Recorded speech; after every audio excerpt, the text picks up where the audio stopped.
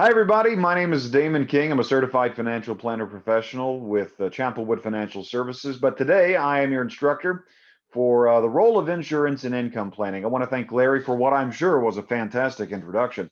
And I'm really sorry that I can't be there with you today in person, but I am very happy that I'm able to share this with you as you earn your CE credits. And I don't want you to get shortchanged, even though I can't be there in person. So, income planning. Why is income planning so important? Well, it's important for my clients anyway, because most of my clients are primarily concerned, at least in retirement, about running out of money. They don't want to run out of money. That's what they fear the most.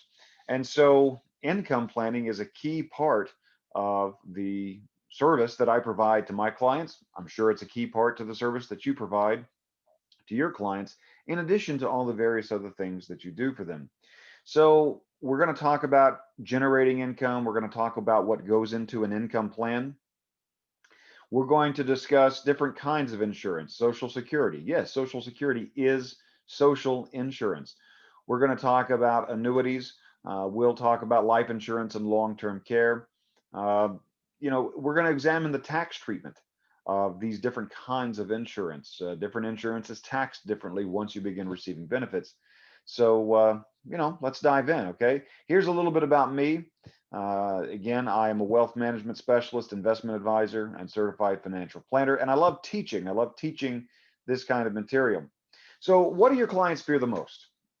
Well, as I've already said, if your clients are like mine, they fear running out of money in retirement. That's what they fear the most. In fact, 60% of retirees fear that they have not saved enough for retirement, and they may fear this even more than they fear death, which means that they would rather be in the casket than at the funeral, so, or at least attending the funeral.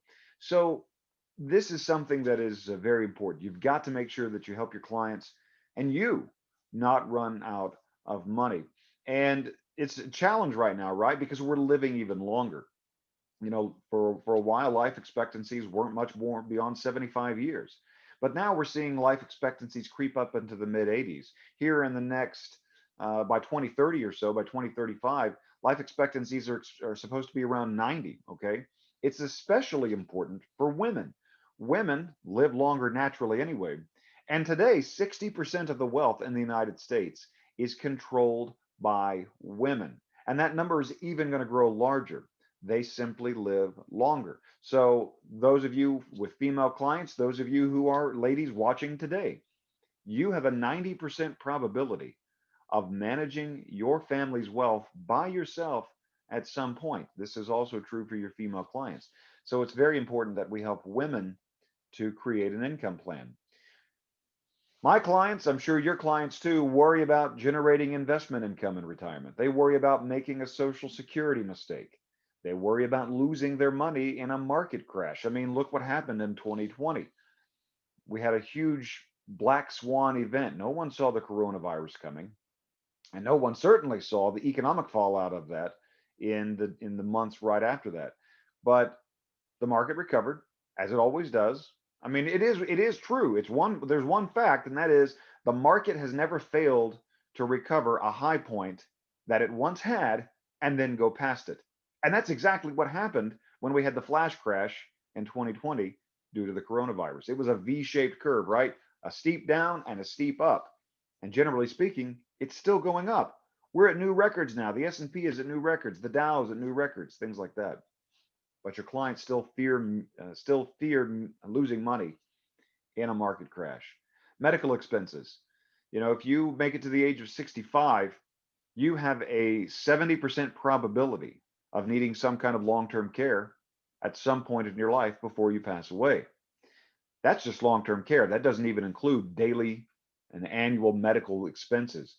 Reducing taxes. Everybody wants to pay less in taxes. And of course, not being able to leave a legacy to loved ones, to charity, that sort of thing. So these are all the things that your clients are worrying about when it comes to their retirement. And all of this is tied, for the most part, to income production. And insurance plays a role in protecting that income. What does that mean? It means that you, as an insurance professional, and I don't care what it is that you specialize in, if it's life, accident, and health, if it's property and casualty, it doesn't really matter. If you are providing insurance solutions to your clients, you are in a unique position, certainly unique from investment advisors who are offering risk, who are offering the opportunity for gain as well as loss. You in the insurance world are only offering protection. There's no loss. You're protected. We've built a little shield around you with insurance. Your advice as the insurance professional provides clients that safety net, that direction that they need to achieve their goals. So what goes into an income plan? So this first half, we're going to talk about what actually goes into an income plan. What exactly is an income plan? We'll take a little bit of a break, about a 10-minute break here in just a moment. And then in the second half of the class, we're going to talk about different kinds of insurance that your clients are going to encounter as it relates to their income plan, all right, in retirement. So key elements of a client's income plan. So a lot of people ask me, they'll say, okay, well, how much money should I save in retirement? People will ask me, what should I invest in? They ask all these different questions about how they should structure their retirement plan, but they never, or very rarely, do they ever first ask what I believe is the most fundamental question. Okay, the most fundamental question. And I'm going to highlight this with a simple little story. All right. Pretend that I'm a doctor and you are my patient. You're a brand new patient. You've never met me before. This is the first time that you're coming to me. You were recommended to me, or I was recommended to you by a friend. You trust your friend, so you came in, you scheduled an appointment, and here you are. You come in, you sit in my little room there. You've got the nice little gown with the slit opening up in the back so that your rear end is showing for everybody, right? Because what a high quality piece of garmentry that is. You sit up there on the little table with the butcher paper pulled out right across the table. You know what I'm talking about. And you're waiting for the doctor. And you wait and you wait. And finally I come in and I say, good morning, how are you? You say, well, I'm doing fine. And I'd look you up and down. I say, well, you look like you're doing pretty well. Are you feeling pretty well? And you say, well, yeah, a few bumps and bruises. And then the next thing I say is, well, you know what? You look like most of the people that I see. So I tell you what, I'm going to prescribe something really good for you. It works for 95% of the people that I see. So this is probably going to work for you too. Let's just go ahead. I'm going to write you this prescription right here. This is for unlimited refill. So here you go. Take that and I'll see you when I see you. All right. Now, in that entire exchange, what one basic question did I never ask? I never asked you, why are you here? What do you need? What ails you? What hurts? How can I assist you? I never once asked that question. I came in, I looked at you up and down, I deduced that you look like most of the people that I see, and I assumed, without even asking you any questions, that this course of treatment is probably going to work for you because it works for 95% of the other people out there. You would not expect that. You wouldn't accept that from your doctor. You wouldn't accept that from your dry cleaner. You want to make sure that you tell them, here's where the clothes are dirty. This is where they need to be cleaned. When you go to a restaurant, do you just sit down, they plop food in front of you? No, you order from a menu because you want a customized meal. What you want, not what the guy next to you wants. But when it comes to finances, I so often see people, and I'm sure you see this too, clients just accept what an advisor tells them to do because they trust the advisor. They assume the advisor knows more than they do. And so without even really pushing back, saying, well, wait, just a second. Don't I need some customization? They just accept it. Your clients, when it comes to their retirement plan, they will probably feel somewhere deep inside, I need something different now. What I did in my 20s and 30s and 40s and 50s, that's not going to work anymore. Now I'm in my late 50s, my early 60s. I'm about to retire. I think some things need to change. The problem is they don't know what. They don't know what the focus should be on. The focus should be on income because the greatest risk which insurance protects against risk, right? The greatest risk that your clients face in retirement is running out of money. If running out of money is the greatest risk that we have in retirement, then we need to make sure we generate income, right? That leads to the most basic question of all, the most number one basic retirement question. How much income do you need to live on every month to live the lifestyle that you desire? That's it. That's the very first question I ask. Well, one of the first anyway. Because as an advisor, I want to know that my clients understand that my whole purpose is to make sure that they have enough income. The foundation of the entire income plan is knowing how much the client needs to live on every month. Because without that, we don't know how to answer any other questions. We don't know how to answer how much money should I save. We don't know how to answer what should I be invested in. Okay. We don't know how to answer, can I go out and buy a $50,000 Mercedes for my husband or wife, right? We want to know some other things. Is the mortgage paid off? If it isn't, when will it be? Where do you want to live? Okay. People say all the time, I'm going to save $1 million. How come 1 million? Well, because I was told that $1 million is enough to survive on in retirement. Really? Well, if you live in the state of Oklahoma, $1 million could take you far away, right? If you live in California, $1 million might buy you a 1,000 square foot apartment or house, right? So it's all relative. Do they want to travel? What is their health like? What are the odds that they're going to need some kind of medical care that will dip into their nest egg? So again, what is the desired monthly income? That's the foundation of the income plan. Then we need to know, how long do we need that income plan? 20 years, 25 years, 30 years? If you have a client who wants to retire at, say, somewhere between 60 to 65, based upon what we've already talked about with life expectancies, there's a great chance that they're going to live in retirement 25 to 30 years. You're looking at getting them to age 90 and possibly beyond. So how long can that nest egg that they've saved generate the income that they need for the longest period of time? Is there a spouse that is 10 or 15 years younger? Because if spouse number one is older and we get them to age 90, their spouse is still 80 or 75. They've got a ways to go, right? How much risk is required to take on to be able to generate that income? Okay. What are the expected sources of income? That's the next thing we need to know. You're going to have Social Security. Maybe you're going to continue to work for a little while. And in those years, 5 more years until retirement, you're going to be earning salary. Hopefully, you're going to continue putting money away into your 401k, your 403b, your TSP, whatever it is. Later on in life, are you going to have pensions from teacher retirement, maybe a military pension? I have many clients who are police officers and firefighters. I have people who work for companies that still have old pensions. I have clients who work for the federal government and have FERS. Okay, they have the Federal Employee Retirement System. Whatever it is, maybe they have investment income from minerals. You know, many of my clients, it's Oklahoma, right? So a lot of people have oil wells, things like that. Are there other business interests? Do they own an interest in a side business? Maybe they own a rental property that generates income from them. Whatever it is, if they need $7,000 a month, how much of that is going to come from other sources, not dependent upon the investments, but other sources? Because that then tells us what the gap is, right? If they need 7,000 and these other sources are going to provide $4,000 of that, then we know the gap is 3,000. All right. But then we have to go a step further. We have to make assumptions for inflation. We have to assume a rate of return.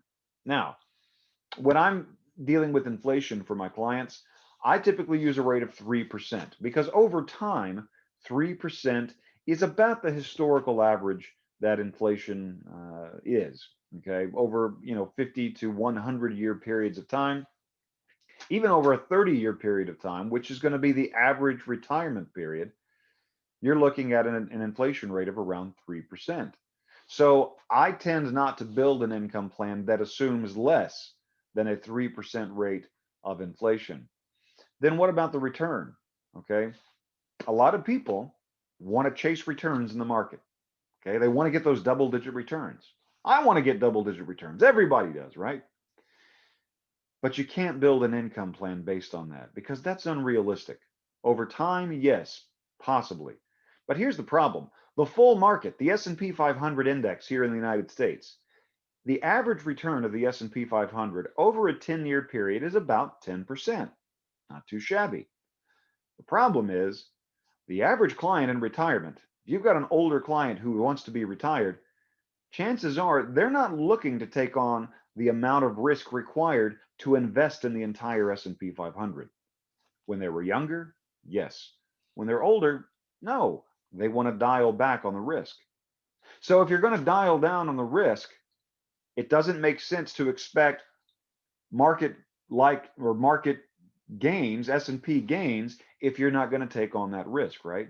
So you have to set some expectations. You have to help your clients understand that. Well, if you're not going to go for those kinds of returns, then you need to make sure that your income plan is based on very reasonable expectations for returns, maybe 5, 6%, maybe 7% over time. I promise you, your clients will feel much better knowing when the market's going up and down and the world is just crazy. They will feel much better knowing that, I see the market going down, but I'm not going to panic right now because I know my income plan will get me to at least age 90, generating the income that I need if all I get over a 30-year period is 6%. Okay? Makes them much more disciplined, makes them less likely to call you panicking. All right. Then we have time segmentation. So, the other thing that I see people do a lot is they take their money and they invest it, and it's an incredible portfolio. All right. Lots of great assets that they hold, mutual funds, stocks, bonds, whatever. All right. But there are two key problems that I see with those portfolios. Number one, they're not necessarily utilizing assets that generate income. Okay. As we said earlier, generating income is the most important thing we're trying to accomplish. So it stands to reason then that we should use assets that generate income, right? Aggressive growth stocks are not going to get you there. Your client, their income plan is going to rise and fall with the stock market. But if you're using assets that generate income, things like annuities, fixed and indexed annuities, and we'll talk about those later on a little bit more in detail. Dividend paying stocks. Okay, I love dividend paying stocks because, and also income helps to reduce risk for your clients. Okay, and there's a very simple way that I like to explain this. Let's say that you go out and buy a stock. You buy 100 shares of this stock and you pay $5 for it. So you've spent $500. The next day, the stock goes up to $6 a share. Now you're up at 600. You've earned 100, right? But the next day, the stock goes down to $4 per share. Now you're down 100. And this up and down happens over and over and over. And you hope that generally speaking, you're going up. Meanwhile, that same stock pays a $1 dividend to you, all right, per share. So the stock goes up $1, you've earned $100, you get a $100 dividend, right? Stock goes down, now you're down $100, but guess what? You get the $100 dividend, okay? Or in this, $100 dividend. The point is that as the price is doing this, your income is consistent. It comes the same time, every time, right? Consistency will always outperform occasional brilliance. That's why we like income, because it's consistent. It shows up. We can depend on it. We can count on it. And that helps our clients sleep better at night. So income producing assets like annuities, dividend paying stocks, interest paying bonds, real estate. Real estate, you don't have to own a building, but you can invest in real estate investment trusts or real estate income funds that actually pay dividends. Now, that's one side of the coin. The other side is what we call time segmentation. Think about a client that you have right now, okay? And preferably think about a client you have that is not yet retired. Do you believe that on their very first day of retirement, they're going to call up their banker, they're going to call up their investment advisor, they're going to call up all the people that have their money, maybe even you, and are they going to say to you, hey, you know what, Jim, Betty, I'm retired now. I'd like to come down and talk to you. I'm going to pull all my money out. And you're going to say, what? What are you talking about? And they're going to say, well, I'm retired now. I need my money. Give it to me. I'd like it in one of those nice big brown bags with the dollar sign on it so I could sling it over my shoulder and stroll down the street whistling to myself, right?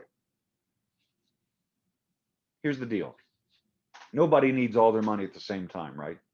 You need some of it now. You need some of it later. Nobody needs all their money at the same time, at any given point in time. However, I so often see people managing their money as though they need it all at any given point in time. There's no consideration given for when I might actually need this money. That's why we like to use time segmentation. All right. You want to divide the assets up into buckets of different amounts managed for different periods of time.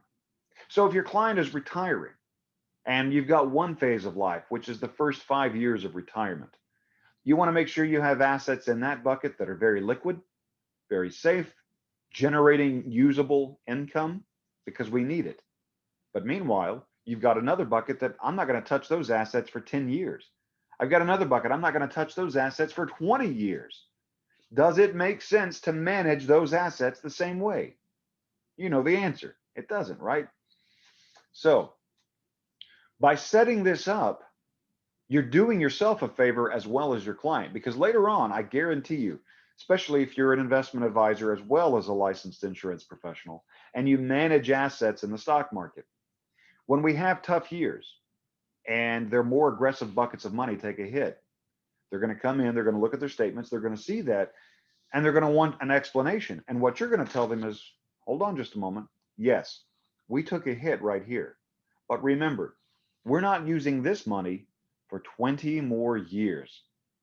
We have time to grow. And really, we only need to achieve about a 6 or 7% rate of return in that bucket. That is very achievable.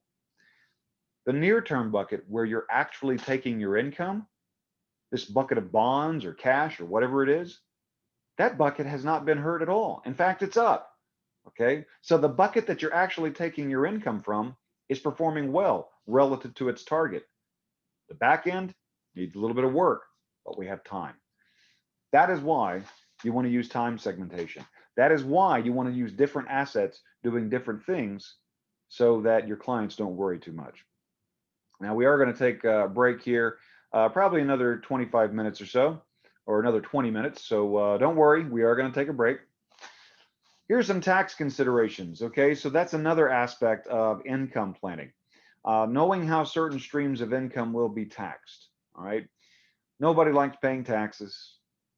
We all know we have to. So our job is not to evade taxes. That is illegal, but it is not illegal to try to avoid taxes if it's possible. And it is certainly not illegal to reduce taxes for our clients. So evading taxes, bad. Reducing or avoiding taxes, good and acceptable. So how do we do it? Once you build those buckets for time, and then you begin to think about the assets that you want to use, you also have to look at the flavor of their money. Now, most of your clients are going to have tax deferred accounts, right? Things like 401ks, 403bs, TSPs, 457s, 401as, whatever. All of these buckets are deferring taxes right now. Eventually, when they start pulling money out, they're going to have to pay taxes on that money, right? So when those accounts go for as much growth and income as you can get, we don't have to pay taxes on it immediately, so who cares? Let's go for it. But what if your client also has a taxable bucket of money? It's after-tax money, and when they generate capital gains, when they generate dividends, when they generate bond income, they have to pay taxes on that, whether they pull that money out and use it or not. How do you manage that? Well, in that case, you want to use tax-advantaged assets in non-qualified after-tax accounts, okay? Things like municipal bonds. Municipal bonds are federally tax exempt. They generate income we can use, but that income is exempt from federal taxes.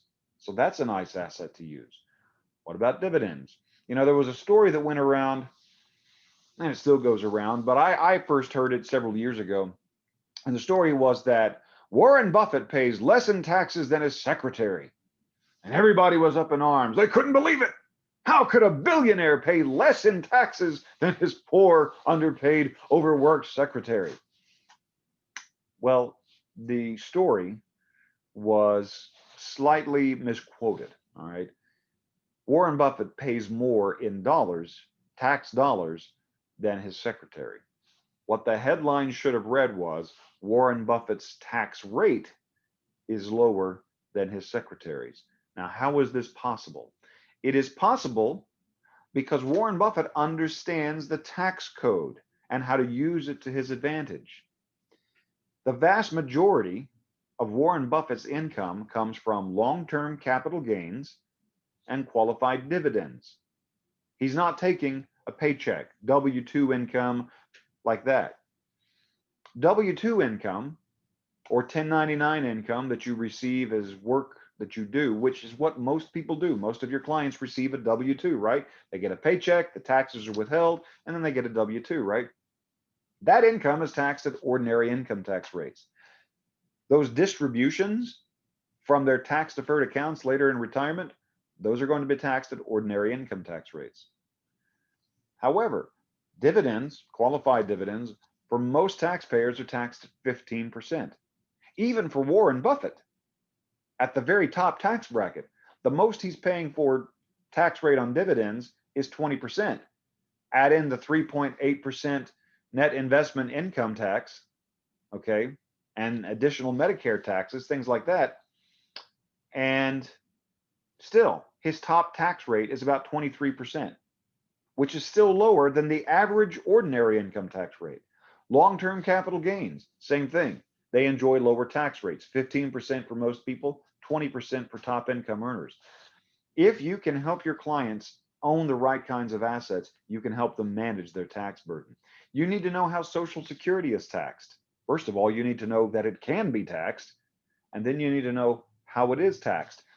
Knowing how Social Security is taxed will help you to help your clients structure their income in such a way so that perhaps they can avoid that or at least lower the percentage of their Social Security that is taxed. Here in just a little bit, I'm going to show you the actual formula that is used to determine what percentage of your Social Security will be taxed.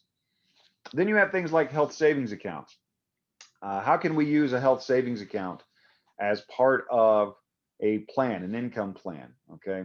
I love health savings accounts because if you own one, now, first of all, you have to have a high deductible health insurance plan to be able to contribute to a health savings account.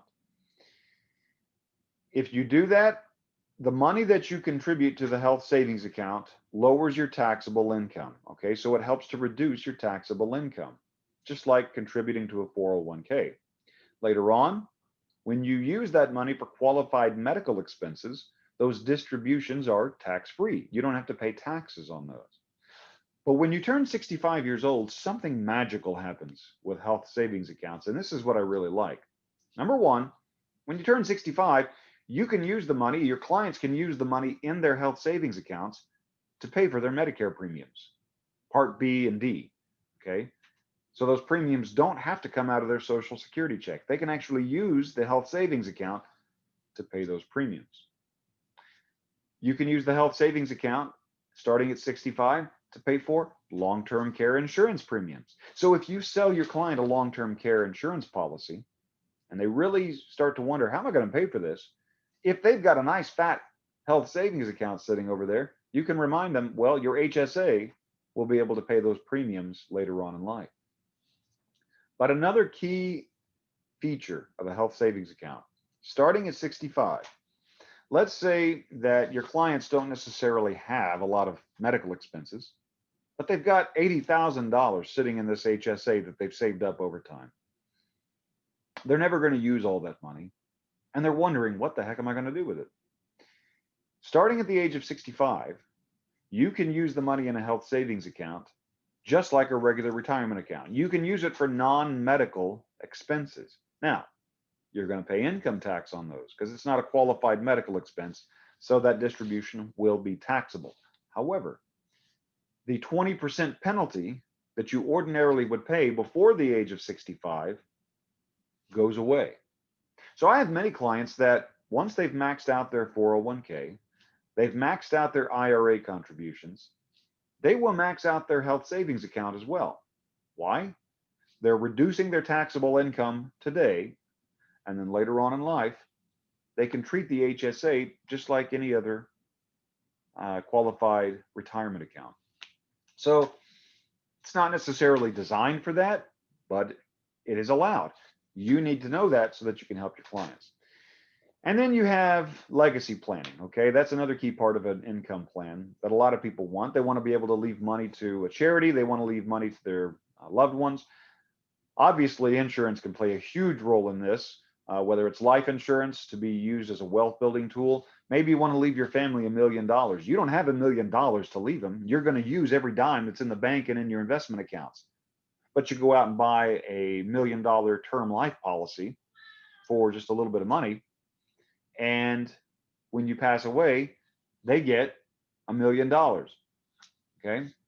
Tax free, by the way, as we'll find out later, because in general, death benefits on a life insurance policy are tax free.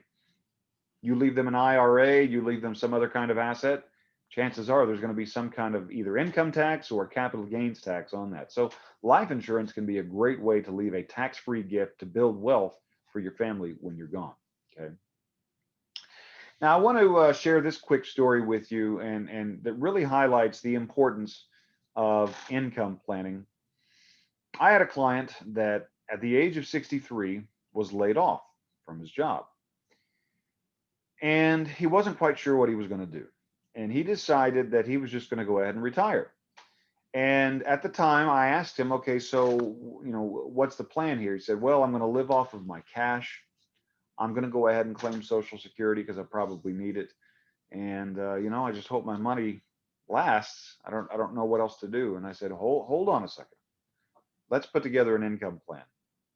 He said, well, what's an income plan? I said, what we want to do is see if we structure your cash flow over time and structure your assets in such a way to generate that cash flow, can we create enough cash flow for you to get you to the age of 90?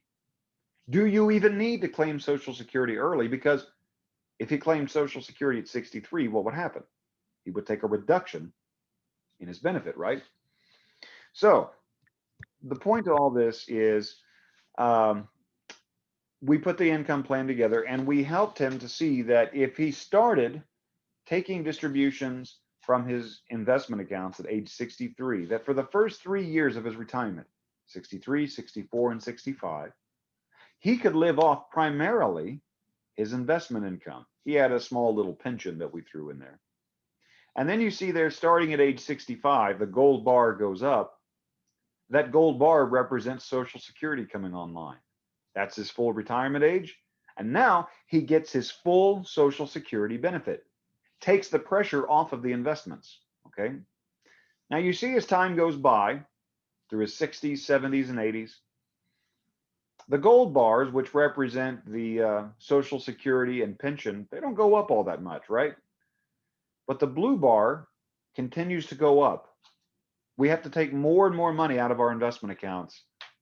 Why? If you look up at the very top there, you see where it says assuming 3.5% inflation.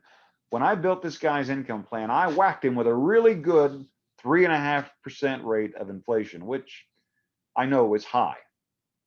But I wanted to stress test this plan. I wanted to see, could we make this plan work if inflation averaged 3.5% over that time? And we sure could. In fact, we are. His plan is functioning right now. This is a real client. His plan is functioning exactly as it should. Now, that's cash flow over time. What exactly did we do with those investments, the blue bars? What did we do with those? Well, this is what we did with them. Remember earlier when I told you about time segmentation? using different kinds of assets and different buckets at different periods of time.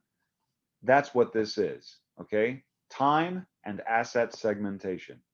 You'll see over on the left in the little donut that we started with approximately $610,000.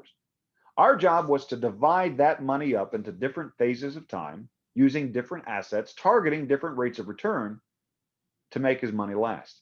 Because again, he's not using all this money at the same time. Why would we manage it all the same way?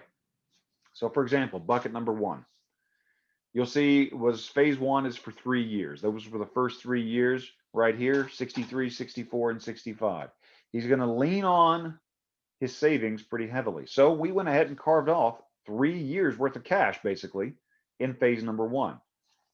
And you can tell it's cash because number one, we wanted to keep it liquid, but you can see the distribution phase rate of return, it was only 1%. Okay. So basically a glorified money market or CD type of account. Phase two, the green bucket. We don't need the money now, but we are going to need it pretty soon. So we want an asset that's going to generate some income and something that's going to be relatively safe or less volatile. That's where we start to use bonds, okay?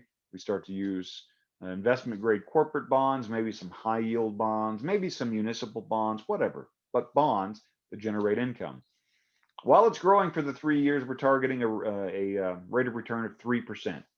Nothing too exciting, nothing sexy and glamorous, but consistent and achievable. Phase number three, we're not going to start using that money until the 12th year of the plan. Now he's 3 years into his plan, so we still have 9 years to go before we use that bucket. We're targeting a rate of return of about 5% while that money grows. So what do we have in this bucket? Well, now we start to have dividend paying stocks, a little more aggressive than the bonds in phase two, but still generating usable income. If we have to, we can dip into that bucket and siphon off some of the income and bring it over into phase one so that he can continue to have income. And then finally in phase four, we're not going to use that money now, at least at the beginning of the plan, it was 20 years. Now he's into it 3 years. He's not going to use it for 17 years. This is our really aggressive growth bucket, okay? Aggressive growth stocks, small and medium-sized companies, international companies that are a little more risky, but have a lot of growth potential. We're targeting 6% in that bucket. You average this entire plan together, the rates of return that he needs. The average return that he needs over this 28-year time frame, a little less than 5%. That's it. Again, income planning helps to keep your clients focused on what's important. Generating income and not running out of money. It also helps to wean them off of their addiction to watching the stock market. Okay? We all do it, right? You get into the office in the morning and you go on to Google and you see what's the market doing today. I promise you, when your clients retire and they sit at home and they're not doing anything, they're turning on the news. That's why people are freaking out now. They watch the political news and then they watch the market and economic news. And there's a lot of bad news, especially right now. And so it freaks people out. But if they have an income plan and they know my plan will function and get me into my 90s, even if all I get is a 5 to 6% rate of return over time, I'm going to sleep better at night. I'm going to feel comfortable. Okay? I may not like what's happening. I don't like losing money any more than anybody else, but I know I've got time, and I know that my advisor is structuring my income so that I get some of it now and some of it later. All right. Here you can see some of that cash flow again over time. And that is our first half. Okay. That's the first half. So what did we do? We just went through and saw how to construct an income plan, what goes into an income plan, why an income plan is so important. And, this is one way that you can help your clients to really focus on what's important. All right. So at this point, Larry, I think it's time for a quick break. Let me check my time here. Yeah, it's a great time to take a break. You probably want to do a participation check right now, Larry. So go ahead and do that. Hit pause on me and take your 10-minute break. and then come back and we're going to talk about the actual role of insurance in income planning. We'll be right back.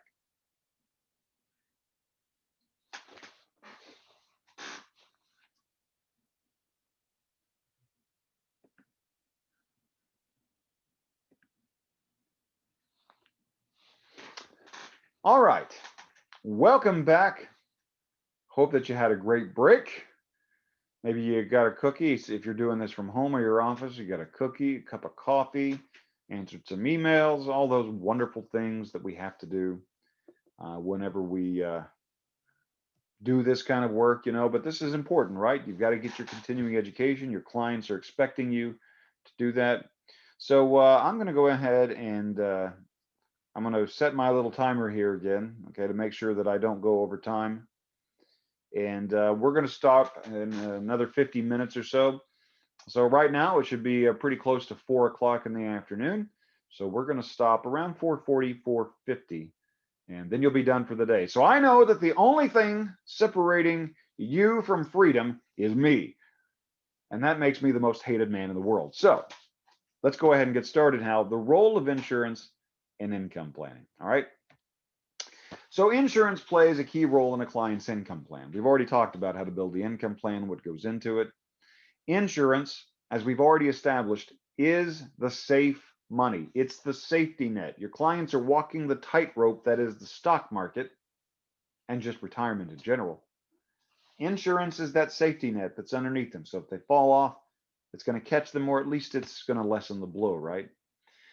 So what kinds of things are we talking about here? What roles can insurance play in an income plan? Well, we've got lifetime income, asset preservation, okay, tax efficiency. We'll talk a little bit more about that.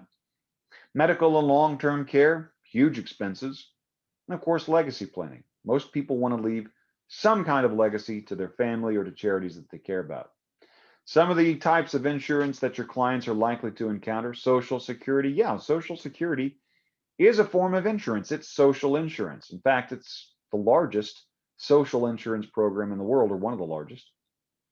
You've got annuities, and specifically we're talking about fixed and indexed annuities when it comes to true protection. Variable annuities also offer income opportunities, but they are variable, which means they are invested in the stock market. And if something is invested in the stock market, it's not safe, right? It might be less aggressive. It might be cash heavy. It might be income based. But if something is invested in the stock market, there is always the opportunity for loss. The kind of insurance I'm talking about eliminates the opportunity for loss, and that means fixed and indexed annuities. If you're not familiar with those, we'll talk a little bit more about those here in just a moment. Medicare, huge insurance program. You probably heard Kevin talk about that earlier today. And then we have long-term care insurance, all right, to cover nursing home care, assisted living, things like that. So let's talk about Social Security. What role does Social Security play? So the official name of Social Security is the Old Age Survivors and Disability Income Planning, or Income Program, OASDI. I, for one, am very glad that we call it Social Security, because who wants to say, hey, did you get your old age survivors and disability income check the other day? Nobody wants to say that, right? So what we're doing is one generation's taxes are ensuring an income stream for the generations before them. So I pay taxes in, income taxes, but I'm also paying taxes into Social Security, into Medicare. My taxes are supporting my parents, okay, who are on Social Security and Medicare right now. You are doing the same for someone who is older than you, who is receiving benefits. Social Security is often the foundational piece of income. I mean, even today, even with all the problems that Social Security has, and funding it, and chances that it could run dry at some point, or at least that benefits could be cut, it will still account for about 40% of the average retiree's income in retirement. So we don't want to discount it. We still want to be able to make a good decision for our clients and help them make a good decision. Social Security, the amount, remember earlier in the income plan, we talked about one of the key things you need to know what are the other streams of income? Okay, how much are those? And then what is the gap between what they need and how much is already coming in? When you find out how much Social Security they have, it helps to reveal how much dependence there will be on other assets that they own, their investments, rental properties, whatever they've got, pensions, that sort of thing. Of course, one major drawback with Social Security is that it is not always optimized for inflation. Okay, there was a cost of living adjustment this year. I think it was like 1.3%, something like that. So I think an average of $20 extra per month for the average retiree. So it's not really something that you can count on that's going to keep pace with inflation, but at least for the first 5, maybe 10 years of retirement, it's going to form the foundation of most people's retirement income plan. You got to help your clients choose the right option. All right. As a financial professional, I'm sure you get asked all the time about Social Security. You know, what are my options for Social Security? What should I choose? Some of the most basic options are choosing either your own benefit or, if you're married, a spousal benefit. So you're entitled, as a married person, you're entitled to 100% of your own Social Security benefit or 50% of your spouse's full retirement age benefit. And then you take whichever one is higher. Okay. There are benefits for divorced spouses. So if you were married for at least 10 years and you've not remarried, you can be eligible to claim a spousal benefit based on an ex-spouse. So that if 50% of the ex-spouse's full retirement age benefit is greater than 100% of your client's benefit, then yes, they could qualify for spousal benefit, even if they are divorced, so long as they were married for at least 10 years.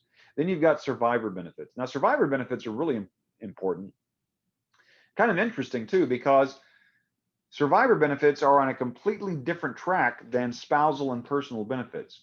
So what this means is that whatever somebody is receiving as a spousal benefit or as a personal benefit, when or if they claim a survivor benefit, it can be completely different than what they were getting before. So here's an example.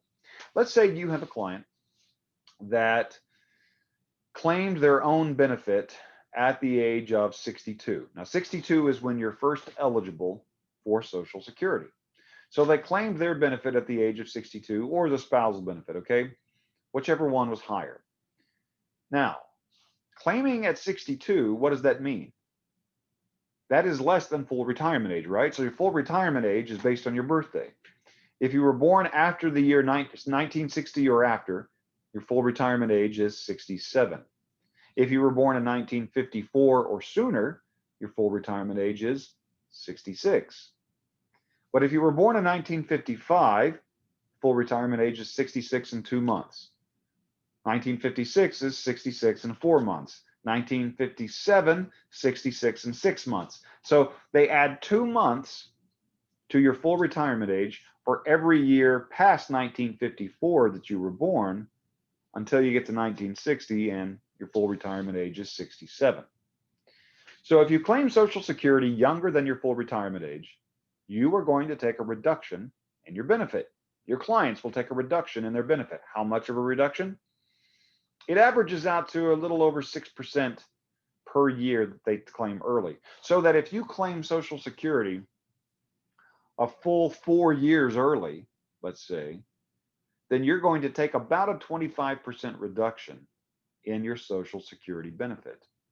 Now, conversely, on the other side, if you delay Social Security, and the longest you can delay is to age 70, you will get an 8% increase per year that you delay.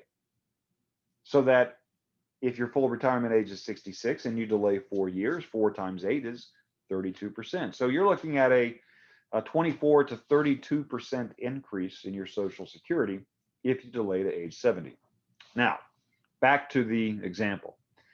Your client claims Social Security at 62. Now, she is going to get a reduction in her benefit because she claimed it early, right? Whether it's the spousal benefit or her own benefit.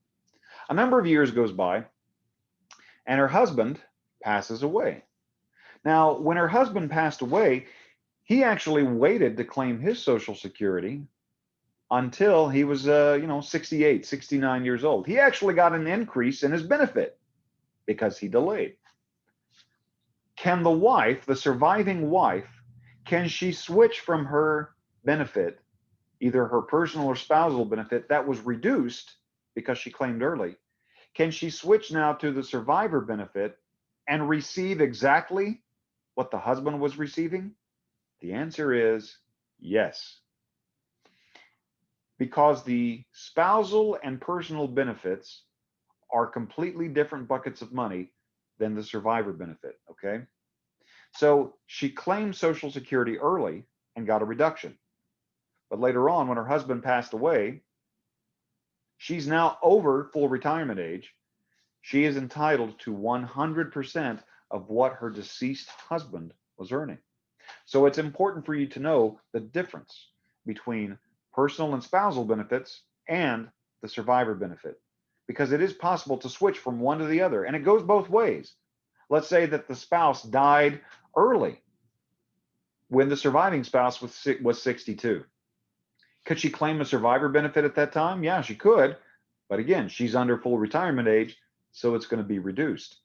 But later on, could she switch to her personal benefit once she is above full retirement age and get a raise and get a bigger benefit? The answer is yes. So you can switch back and forth. Now, you can't go back and forth multiple times, but you can go from one to the other and potentially receive a bigger benefit. All right. Now, there are some other planning options that we used to have: file and suspend. You can no longer do that. Restricted application has been phased out for most people. So you just need to know that. Again, choosing when to claim. You can claim Social Security as early as 62. You can delay as late as age 70. You need to know the difference between if you're still working and taking Social Security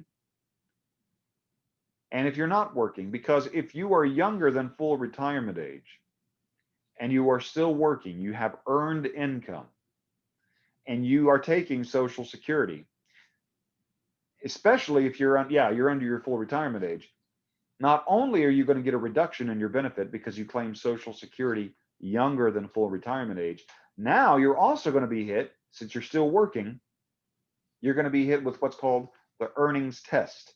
And this is a penalty or an amount of money that is withheld from your benefit based upon the earned income that you have. Now, the threshold for earned income in 2021 is like $18,900. Okay, it went up a little bit for this year from last year, but that's still not very much money.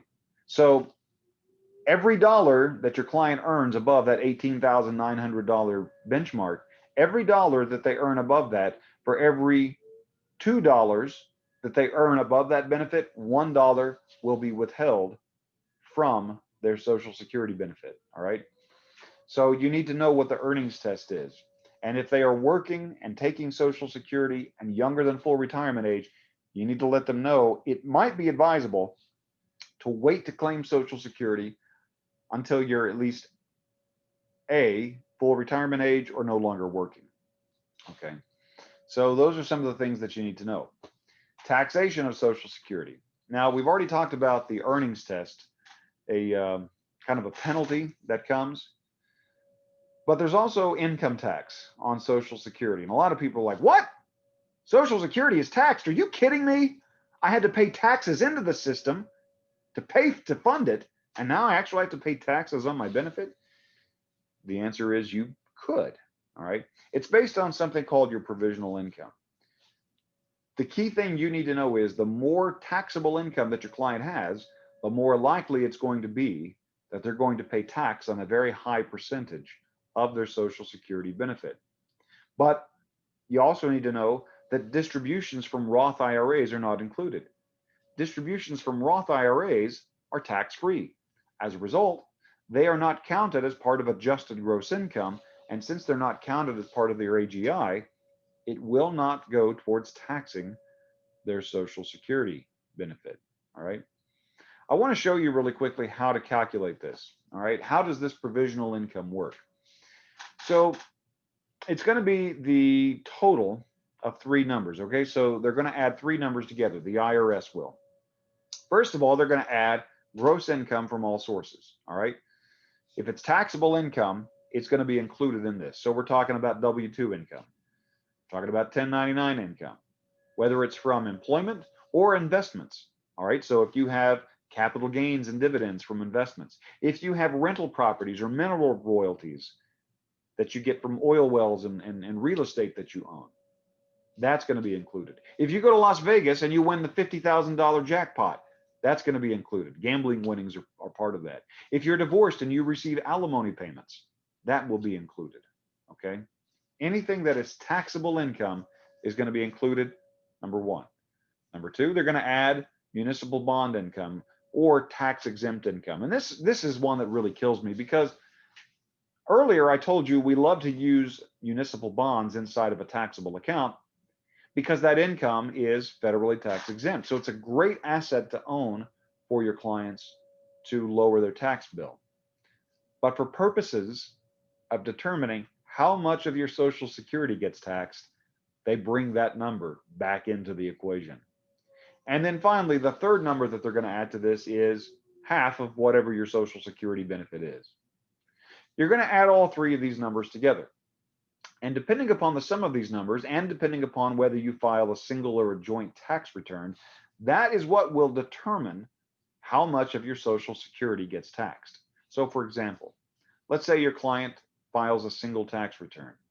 If the sum of those three numbers is less than $25,000, and these numbers are the 2021 numbers, they have not changed from 2020, so these are 2021 numbers. If the sum of these three numbers is less than $25,000, then your client will not pay tax on any of their Social Security benefit. If the sum of those three numbers falls between $25,000 and $34,000, then up to 50% of their Social Security could be taxed. And if the sum of these three numbers is greater than $34,000, up to 85% of their benefit could be taxed. Now, if they file a joint tax return, it's the same basic concept, but the numbers are shifted upwards a little bit to adjust for more income. If the sum of the three numbers is below $32,000, they won't pay tax on any of their Social Security benefit. Between $32,000 and $44,000, up to 50% can be taxed. And if the sum of those three numbers is greater than $44,000, then up to 85% of both of their benefits, if they're both on Social Security, could be taxed. You begin to see, I mean, these income numbers are not that high. It doesn't take a lot of income to be able to fall into this tax trap with Social Security. So it may not be practical and possible to avoid this. So what can you do? Well, you need to try to help your clients avoid and lower taxes in other areas, okay? Now, earlier I mentioned that distributions from Roth accounts are not part of this. So the gross income from all sources, AGI, adjusted gross income, if you could work with your clients to set up a plan where they are either investing in Roths or they're converting their traditional money to Roth, so that by the time they retire, the only income they have is Social Security and distributions from Roth accounts, it is possible to set up an income stream where there's no tax at all. Virtually none. It is possible. Of course, it takes time. It takes planning to be able to do that. But that is how to know if your Social Security, if your client's Social Security is going to be taxed. Let's talk about the role of fixed and indexed annuities. So in this particular case, this is a client that wants asset preservation, all right? So again, variable annuities are investments in the stock market, and as a result, they are subject to loss. The value can decline. Fixed and indexed annuities, however, cannot lose value. They do not decline due to market declines, all right? So for example, a fixed annuity, it's very simple. You stick a sum of money in there, you agree to keep it in for a certain number of years, and each year you're going to get one fixed rate of return, 2.5%, 3%, whatever. Right now, the fixed rates are terrible because interest rates are so low. So if you've got a client who wants total protection, they want the opportunity for more gain, well, in that case, you may be looking at an indexed annuity. Indexed annuities earn their interest based upon the performance of a market index, for example, the S&P 500. When the index goes up, the client shares in some of that growth. Not all of it, but some of it. When the market goes down, the index goes down, they do not share in any of the loss. So they're not going to have a negative. They're not going to earn anything either, but they're not going to have a negative. And that is the key here. The use of an indexed annuity or a fixed annuity is not a growth strategy. It is not appropriate for someone who wants to continue to get aggressive growth in the market for all of their money. They are appropriate for a client who is concerned about the market. They do not want all of their money subject to the ups and downs of the market any longer, and they want to be able to protect a portion of their money. It can be a great part of an income plan because when the market's doing this and they're taking most of their income from that bucket, it might be possible to take some partial distribution from the annuity to offset some of that, okay?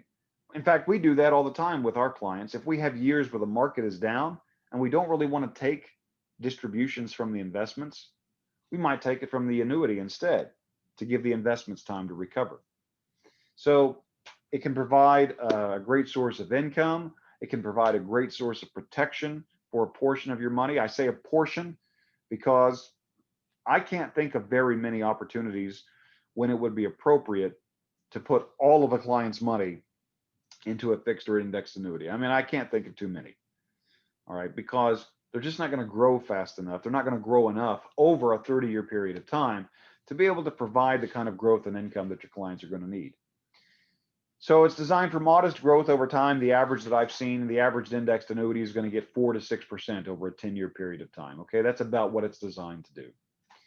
But some have premium bonuses. I've got one right now that I use. It pays a 7% bonus if a client wants to put money into it. In fact, I talked with a guy just this past week. He wants to protect about $300,000 of a $1.5 million portfolio and then invest the rest. And he's going to get a 7% bonus. So he's going to get $21,000 added to his account. And then that money is protected. It equals about 20% of his total wealth. The other 80% will continue to be invested, generate growth and income for him. Okay. We've already talked about how indexed or annuities by their nature, and this goes for variable annuities as well. All annuities are designed, their core purpose is to create income, lifetime income that the client can never outlive. In fact, the word annuity comes from a Latin word, annua, A-N-N-U-A, annua. So many, many years ago, thousands of years ago in the Roman Empire, the ancient Romans invented this idea. At least they're one of the civilizations credited with inventing it. So a Roman soldier would go out and fight in wars, and often they would die, leaving a widow and a child with no income earner, right? So the Roman government created a stream of income for them for the rest of her life and the child's life, and they called it an annua, meaning an annual payment to compensate them for the loss of an income earner. That's where we get the term annual. That's where we get the term annuity. It is simply a lump sum of money that is divided up into annual payments for the rest of that person's life, okay? Annuities can play a great role in legacy planning. We have many clients that they live off of their investment bucket of money. The annuity is there for legacy. They don't plan to really touch it, but it's there to leave as a legacy to their kids. If they need it later to pay for long-term care costs. So I think I have that in here. Let's see. Well, I don't think I have that in here. I thought I did. But you can use an annuity to pay for long-term care costs if you need it. So that way you can avoid dipping into your living money. Your clients don't have to dip into their nest egg they're living off of. They can dip into the annuity that they hadn't ever really planned to use, and now they can use that for long-term care. Now, taxation of annuities. Fixed and indexed annuities are subject to taxes, okay? So the growth inside of an annuity is tax deferred until the money is taken out, okay? But it's taxed as ordinary income. It does not enjoy those lower long-term capital gain rates, all right? Also, if your client leaves, sorry, I kicked my little stand here. If your client leaves an annuity as a legacy to your family or to their family, that death benefit that they receive is going to be taxable. So that's an important distinction from life insurance, because life insurance death benefits are generally passed on tax-free, right? Death benefits from an annuity are not tax-free. They are taxable, okay? So you need to know what the tax rules are around annuities. It's also important to know what are the disadvantages of annuities, all right? So again, as a financial advisor, as a financial planner, I'm not here to try to trick anybody. I want you to know exactly what this is designed to do. And I'm going to tell you if this particular tool, and that's all these are, tools, they're not good or bad, they're just tools.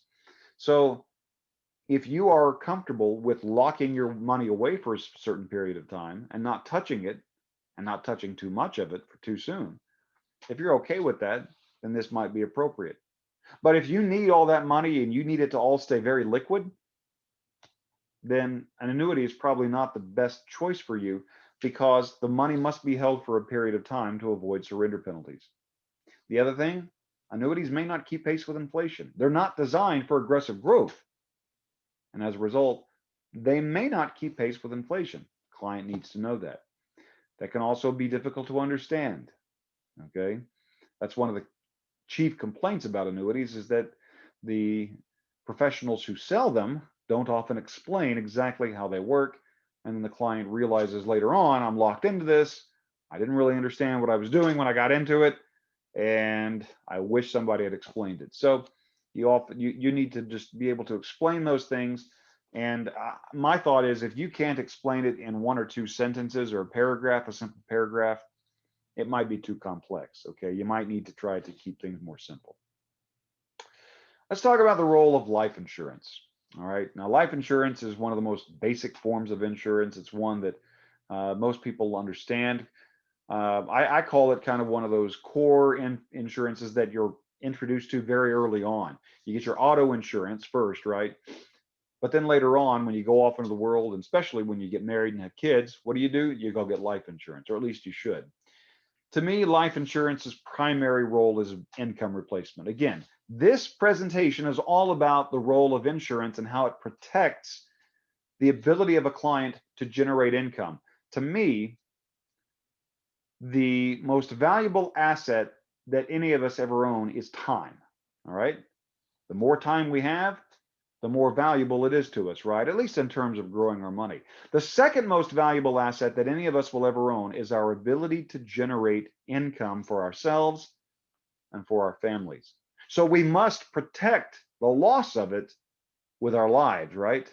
We must guard against the loss of income. That's what life insurance is.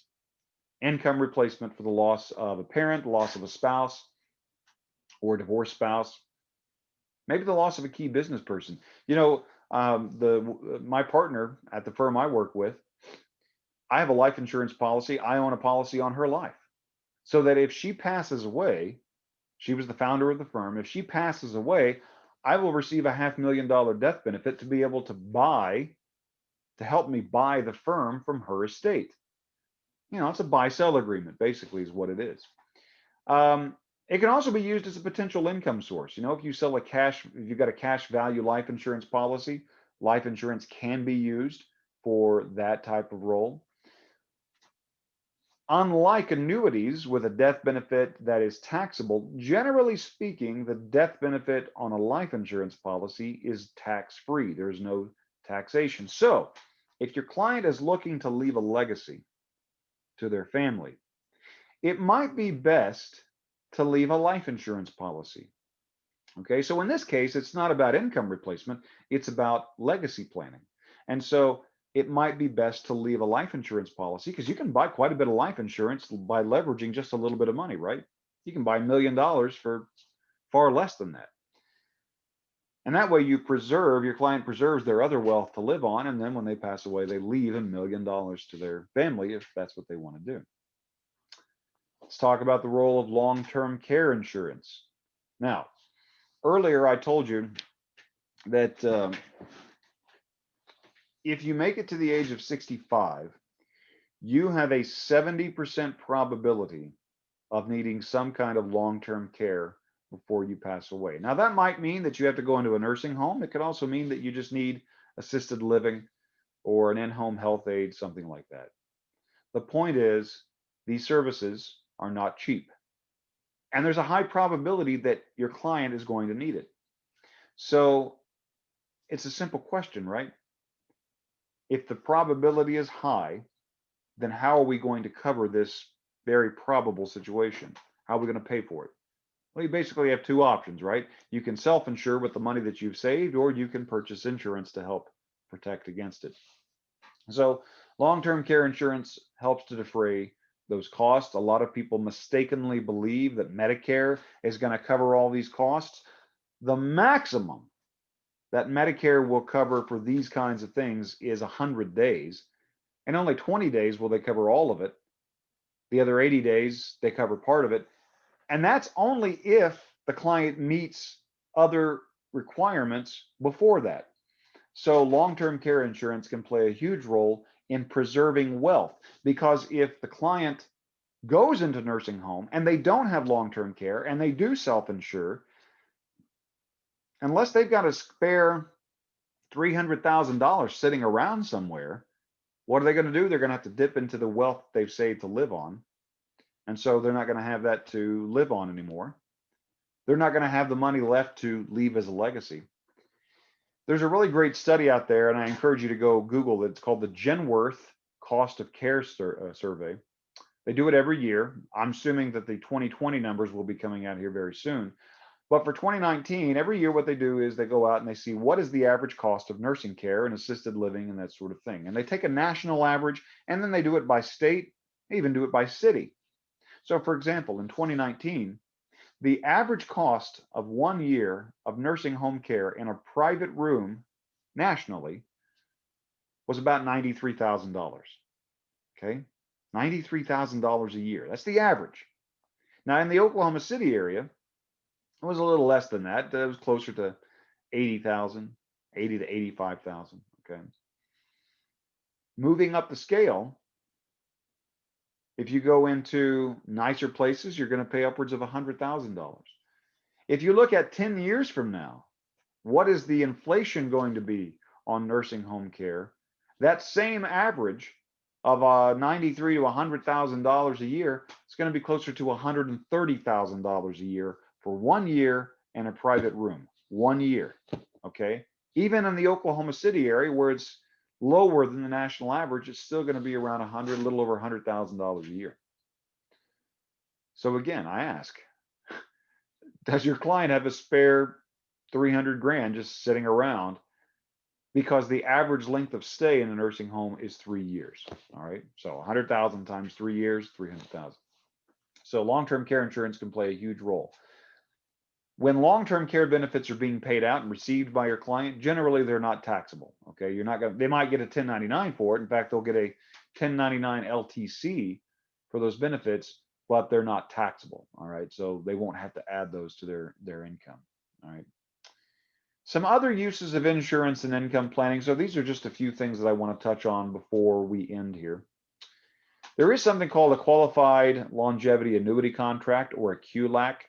This allows a client to set aside an additional amount of money and defer taxes on it for a longer period of time. So right now, the rule is that you have to start taking required minimum distributions from tax deferred accounts at the age of 72.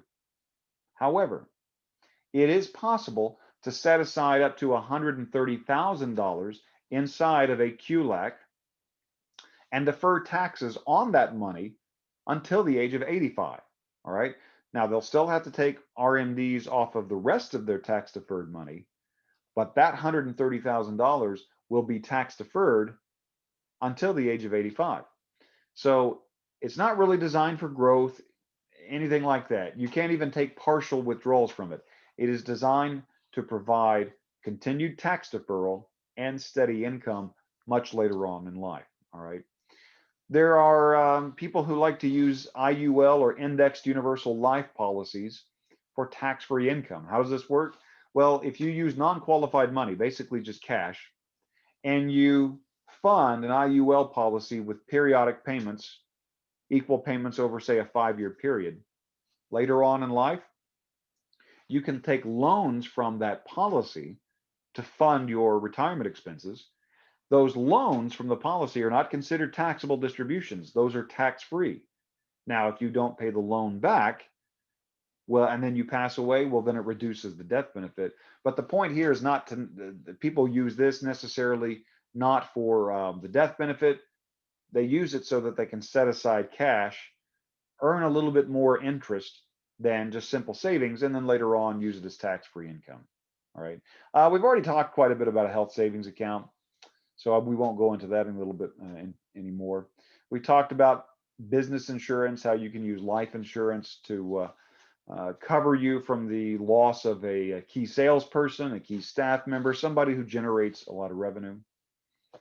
Long-term disability. I'm a big believer in long-term disability insurance. Again, protecting income. I have disability income insurance so that if I get sick or hurt and I cannot work, I can't service my clients anymore. I'm still young, I'm 44. I still have a 10-year-old and an 8-year-old son and my wife. I'm still generating a lot of the income to support them. So I need to be able to continue to generate income for a long period of time. So anybody that has children at home, or they've got a spouse who maybe isn't working and they've got substantial bills to pay, long-term disability is something, in my opinion, that is a necessity. You've got to have it. And then burial and final expense insurance. I don't really deal with a lot of that, but it is something that your clients could use to be able to pay for something like that without having to dip into money that they would ordinarily want to leave to their family members. So, all right. Well, ordinarily this would be, if I were there live, this would be where we would have some Q&A. So Larry, you might want to do a little Q&A with the people who were there. You might even want to take some time to do another participation check right now. But that's my whole dog and pony show. And I hope that you enjoyed it today. I was very happy to be able to continue to record this, even though, like I said, I couldn't be there. And it's not the best setup here, but I hope that you got a lot out of this information. Best of luck to you as you continue on with your business this year. I wish you all great success and prosperity in 2021. I'm very hopeful that this year is going to be a lot better than the last one we just got out of. And so thank you so much for your time today. And I hope that you have a wonderful year. Take care. We'll see you soon.